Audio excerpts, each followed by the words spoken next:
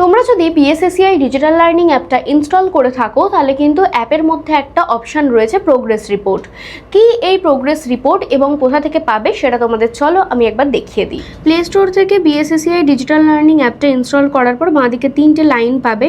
এই 3টে লাইনে ডাউনলোডের পর প্রোগ্রেস রিপোর্ট অপশন এখানে ক্লিক করবে। এখানে আবার 4টে অপশন পাবে, videos watched, watch duration, test attempted, quizzes attempted.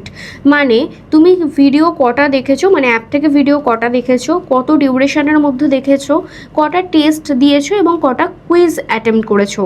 এই বিষয়গুলো তুমি তখনই দেখতে পাবে যদি তুমি এই পার্টিকুলার বিষয়গুলো এই অ্যাপের মধ্যে দেখে থাকো, এবং এইভাবেই তোমাদের প্রোগ্রেস রিপোর্টে তোমরা নিজেদের প্রোগ্রেসটা ট্র্যাক করতে পারবে যে কটা টেস্ট দিয়েছো বা কটা কুইজ অ্যাটেম্প্ট করেছো। এইভাবে তুমি তোমার পারফরমেন্স ট্র্যাক করতে পারবে।